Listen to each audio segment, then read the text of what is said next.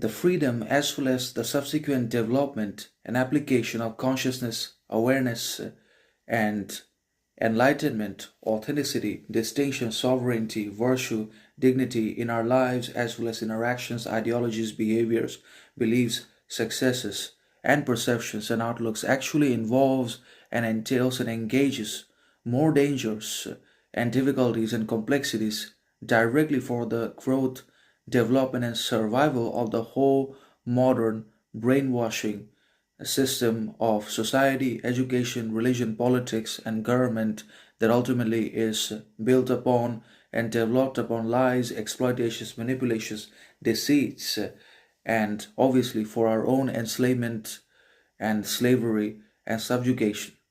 But once we climb the ladder of consciousness, conscience, awareness, authenticity, we are never the same. We are never going to be the same ever again. We certainly are not going to be able to look at reality and other people, relationships, lives, actions, education the way we did once we achieve and once we become and once we integrate awareness, consciousness, conscience, honesty, authenticity, and distinction and sovereignty into ourselves as well as in our actions. So that's how this works. So the higher we climb the mountain as well as the ladder of consciousness, awareness, authenticity, distinction, virtue, the more and more certainly amount of freedom, liberty, accessibility, and feasibility we're going to experience and access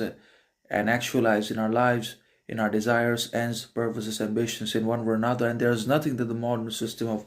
education or government, dictatorship, politics can do about this development because it's entirely inward significance and internal development, power, autonomy, whatever you want to call it.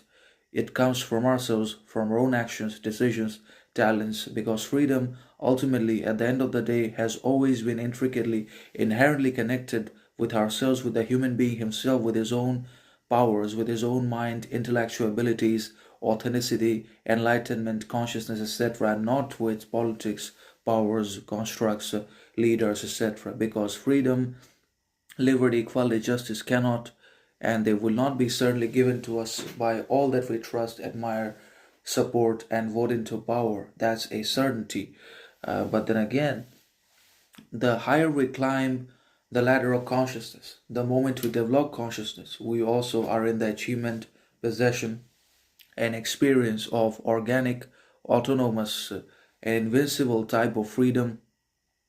authenticity, talent, sovereignty, distinction, individuality in our lives that is just unmatched, insurmountable, indisputable.